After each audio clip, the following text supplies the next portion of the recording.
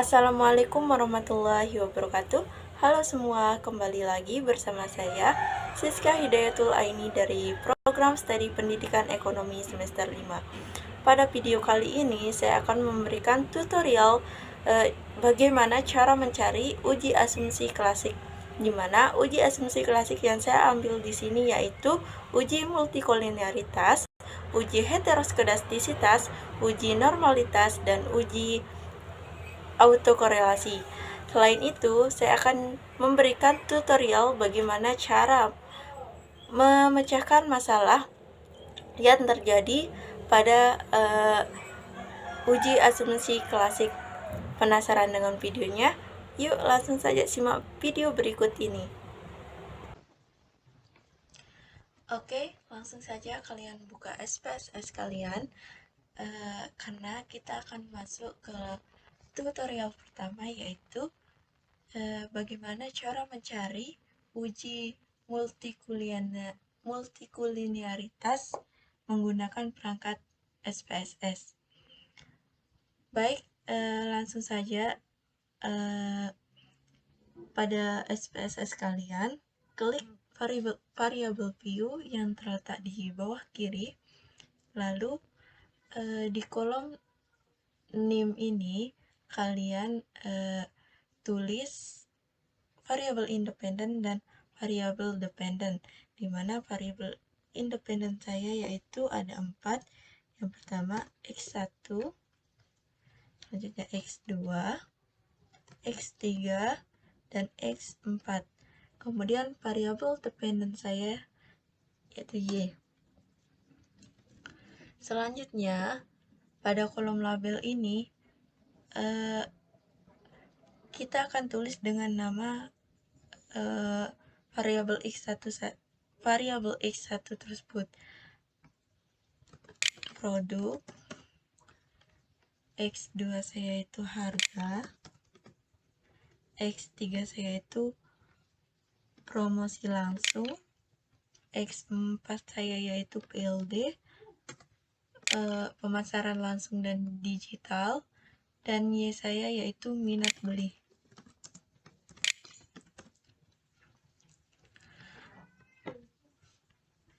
Kemudian pada kolom measure kita ubah menggunakan scale.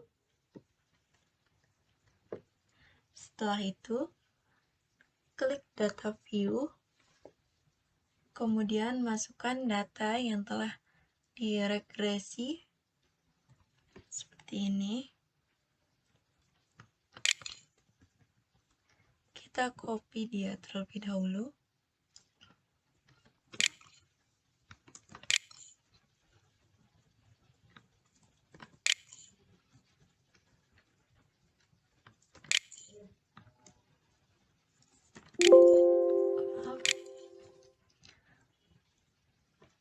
Lalu kita masukkan ke data view.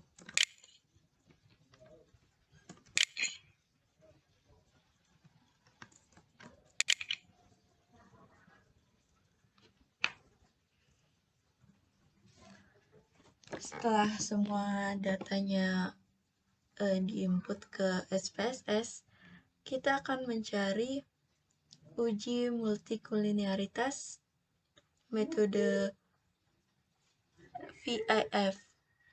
Langkah pertama yaitu klik Analyze, kemudian Regression, dan Linear. Lalu pada kolom dependent ini kita isi dengan variabel Y atau variabel terikat, dan untuk variabel X atau variabel bebas kita taruh di independen. Lalu klik statistik. Setelah itu centang pada bagian collinearity diagnostic. Kemudian continue dan OK. Maka akan muncul output seperti ini.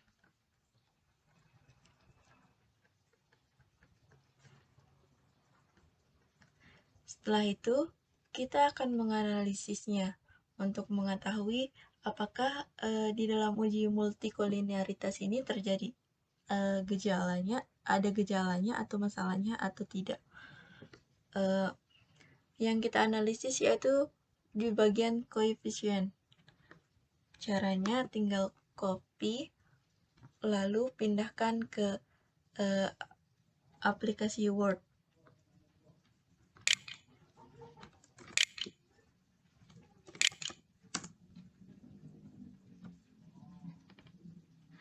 Maaf sebelumnya saya tampilkan on-screen keyboard ini karena salah satu keyboard saya tidak berfungsi.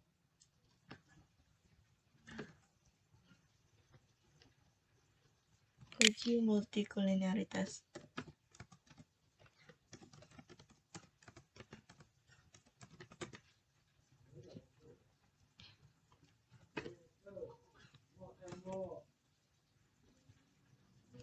Nah, ini datanya sudah kita pindahkan ke Word, tinggal kita menganalisisnya.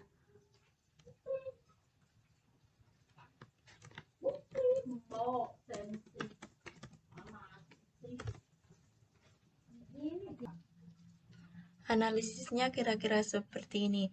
Kita lihat di bagian kolom VIF, untuk X1-nya ada 1047, X2-nya 1209, X3-nya 1249, dan X4 yaitu 1049. Jadi kesimpulannya di sini semua nilainya ini lebih kecil dari 10, sehingga bisa dikatakan tidak terjadi masalah multikolinearitas. Selanjutnya kita akan melanjutkan untuk uji heteroskedastisitas.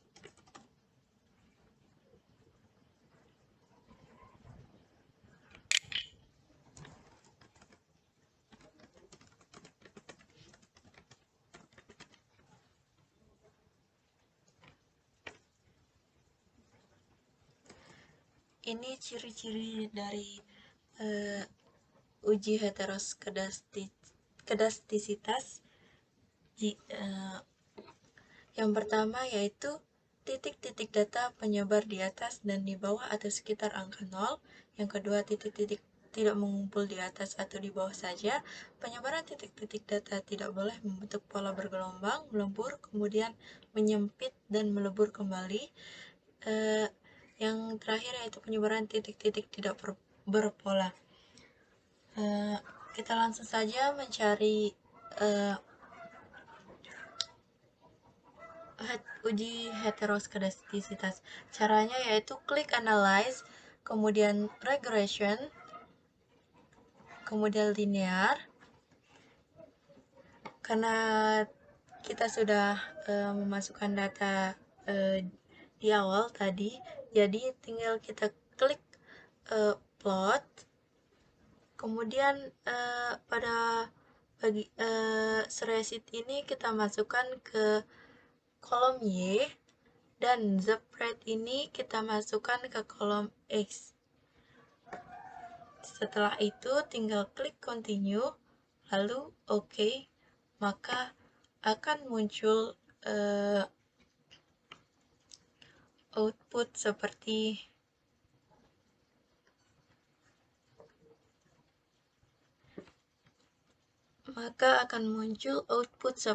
ini.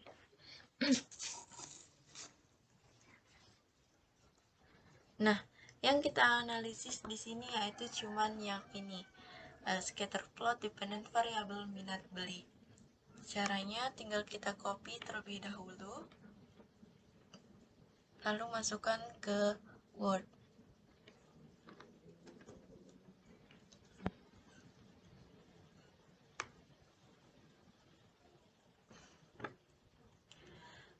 Analisisnya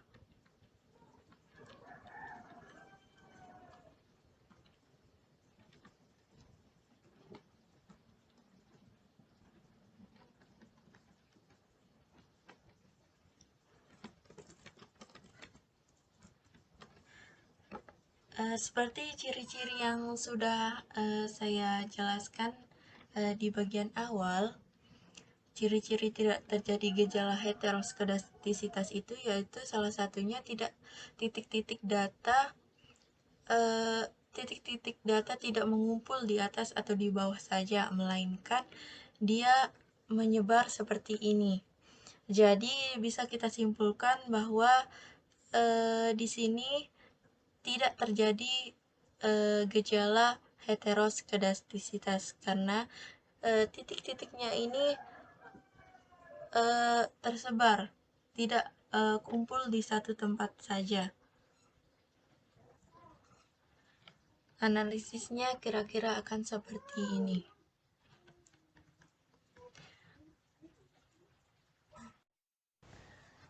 Baiklah, kita akan melanjutkan tutorial selanjutnya, yaitu tutorial uji normalitas.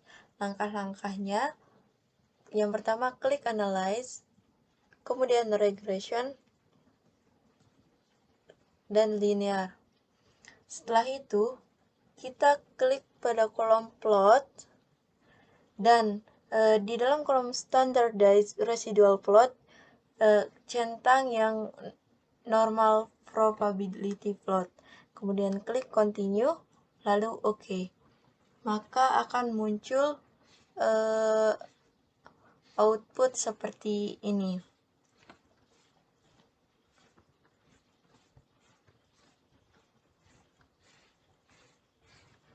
Tapi di sini yang kita analisis yaitu cuman bagian ini saja.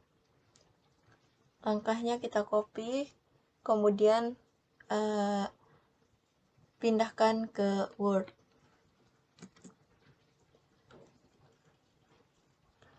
Analisisnya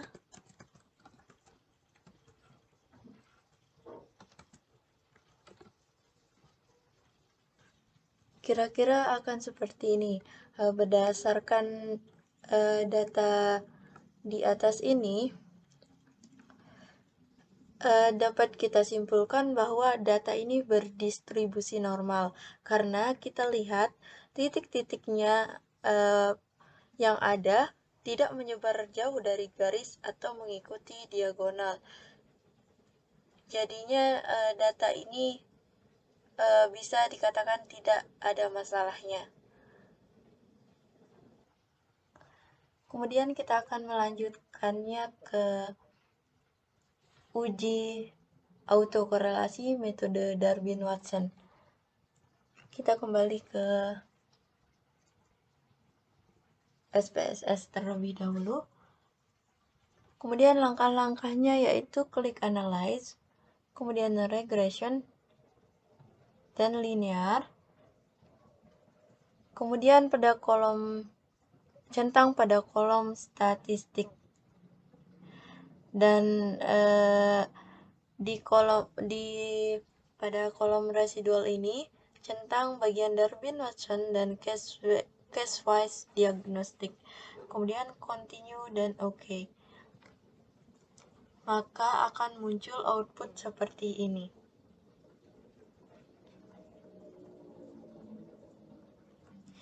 Tapi yang kita analisis pada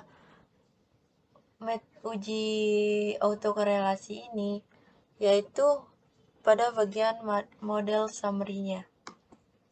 Kita pindahkan ke Word terlebih dahulu.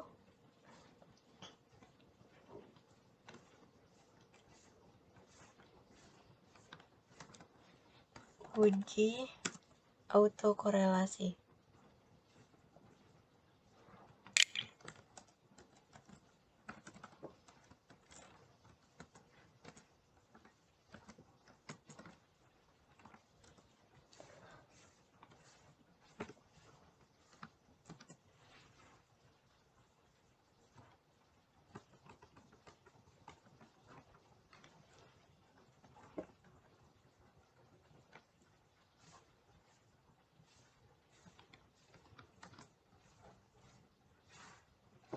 Analisisnya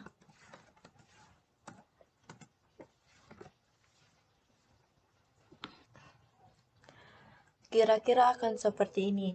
Kita menggunakan tabel ini untuk mengetahui ada atau tidaknya autokorelasi. Dilihat dari nilai Darwin-Watson kita, yaitu ada 1,170. Sudah terlihat jelas bahwa nilai Darwin-Watson ini kurang dari nilai DU dan DL-nya. Jadi, penjelasannya yaitu dari hasil output diketahui bahwa nilai Darwin-Watson sebesar 1170. Sedangkan pada tabel Darwin-Watson diperoleh nilai DL-nya yaitu 1,5151 dan nilai DU-nya sebesar 1,7390. Maka Darwin-Watson kurang dari DL atau 1,170 kurang dari 1,5151. Jadi kesimpulannya di sini HO ditolak atau terjadi autokorelasi. Karena di dalam uji autokorelasi metode Darwin-Watson ini terjadi masalah, maka penting untuk kita mengetahui bagaimana cara mengatasi masalah tersebut. Oke, berikut adalah cara untuk menyelesaikan masalah yang terjadi dalam uji autokorelasi. Yang pertama, kita akan mencari res satunya dulu. Caranya yaitu klik analyze, kemudian regression, dan linear, kemudian kita pilih save. Lalu pada kolom residual ini klik unstandardized, kemudian continue dan oke. Ini kita abaikan dahulu ya. Maka akan muncul residual 1. Langkah selanjutnya yaitu kita akan mentransform X1, X2, X3, X4, dan Y ini dengan cara klik transform, kemudian compute variable, kemudian di kolom target variabel ini kita isi dengan lag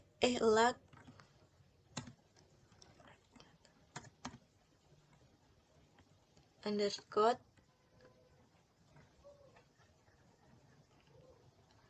res 1. Kemudian pada kolom numerik ini kita mencarinya di function group, yaitu tekan all, lalu di function and special variable ini cari lag 1.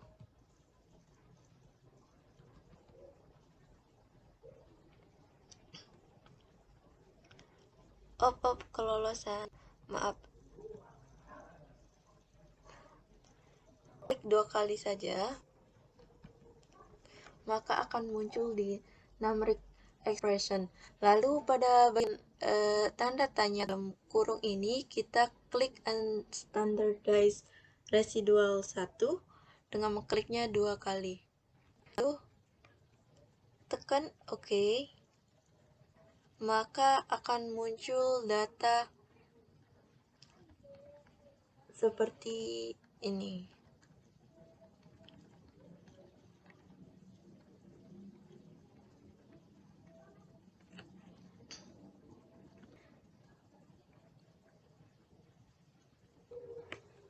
Tapi kita abaikan dahulu.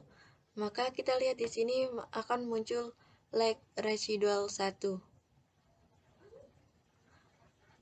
Kemudian langkah selanjutnya yaitu klik analyze, kemudian regression lagi, dan linear. Kita reset terlebih dahulu, dan pada kolom dependent ini kita isi dengan unstandardized residual 1. Dan pada kolom independen S ini kita isi dengan leg residual 1. Kemudian klik save. Dan pada bagian residual ini kita klik unstandardized, kemudian continue, lalu OK. Maka akan muncul residual 2. Langkah selanjutnya yaitu klik transform, kemudian compute variable. Karena di sini semua variabel x1 sampai dengan variabel x4 dan y kita transform, jadinya yang pertama yaitu hapus terlebih dahulu ini, kemudian klik x1, ini kita manual saja, x1. Karena di target variabelnya itu like x1, maka di numeric expressionnya pun akan mengikuti, itu x1 min, jangan lupa ditaruhkan tanda min, lalu buka kurung, nilai yang kita pakai di sini yaitu nilai yang kita dapatkan tadi pada saat mencari residual 2, yaitu di tabel koefisien yang di leg residual 1. Nilainya yaitu 0,398. Berarti di sini 0,398. Karena ini adalah rumusnya, jadi kita harus mengingatnya dengan baik. Kemudian klik tanda bintang atau itu tanda kali. Kemudian di function and special variable ini kita klik leg 1 2 kali. Kemudian pada kolom tanda tanya ini, kita klik x1 lagi 2 kali. Kemudian klik OK. Maka akan keluar hasilnya seperti ini. Setelah itu, kita lanjut ke x2. Klik transform, lalu compute variable. Kemudian di target variable ini, leg x1-nya kita ganti dengan x2. Dan di numeric expression ini kita ganti dengan x2 juga. Dan ini juga x2. Kemudian klik OK, maka akan muncul lagi data seperti ini. Begitupun seterusnya sampai x4. Sekarang x3. Seperti biasa kita ganti terlebih dahulu menggunakan x3.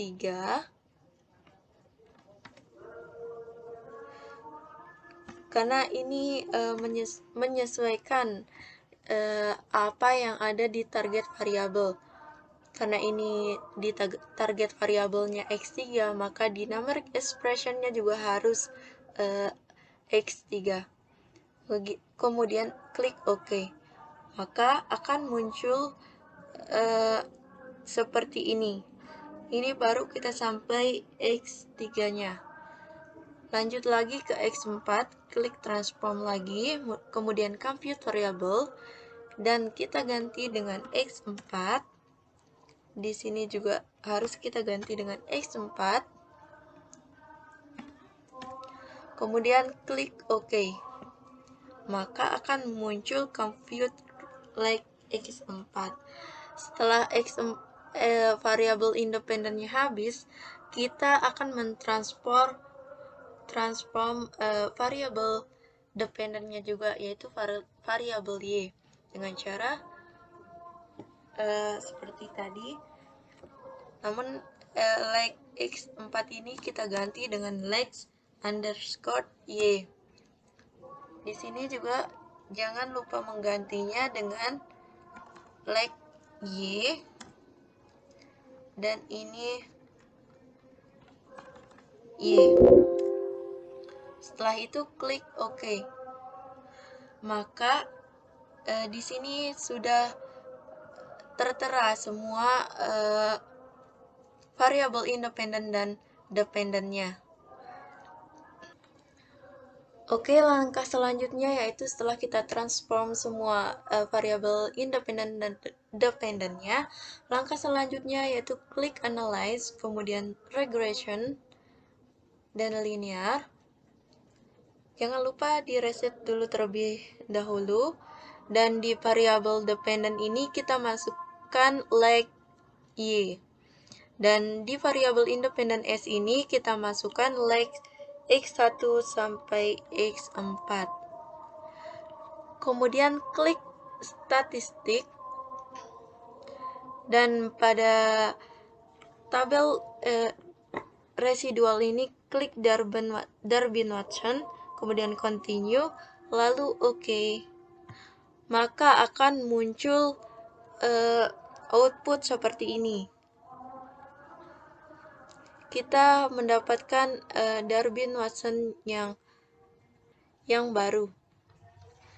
Baik, langsung saja kita akan analisis model summary yang baru ini dengan cara mengcopy terlebih dahulu. Kemudian kita pindahkan ke aplikasi Word.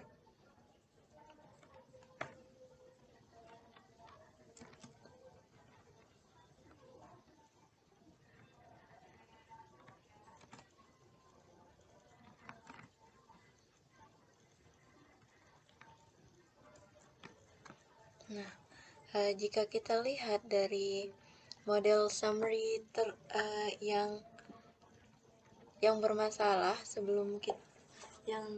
tersebut, Darwin-Watson-nya yaitu ada 1,170, sedangkan pada Darwin-Watson yang terbaru yaitu 2,0335. Jadi dari hasil output diketahui bahwa nilai Darwin-Watson-nya sebesar 2,035, sedangkan pada tabel Darwin-Watson diperoleh nilai DL-nya 15151 dan nilai DU-nya 17390.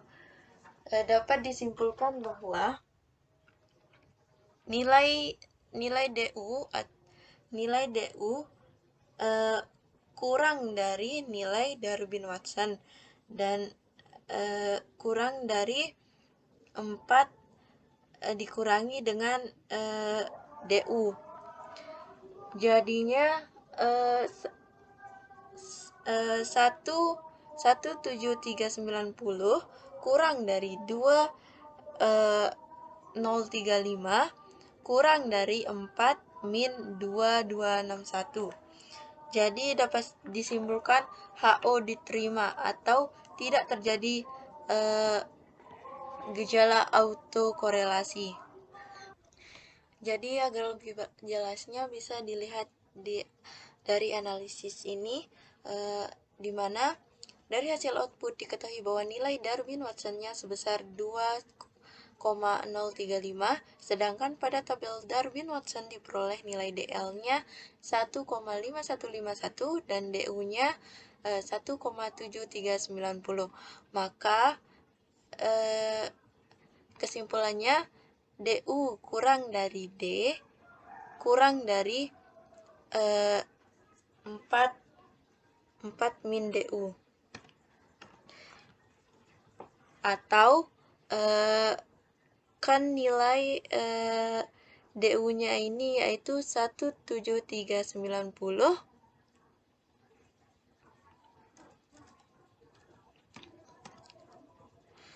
Jadi 1,7390 kurang dari nilai Darwin-Watson-nya yaitu 2,035 kurang dari 4 min nilai DU-nya yaitu 2,261. Maka HO diterima atau tidak terjadi gejala autokorelasi.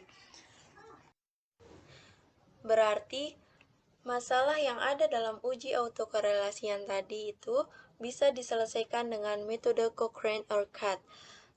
Mungkin hanya ini yang dapat saya sampaikan mengenai 4 uji asumsi klasik dan cara mengatasi masalahnya. Kurang dan lebihnya saya mohon maaf. Wabillahi taufiq wal hidayah. Wassalamualaikum warahmatullahi wabarakatuh.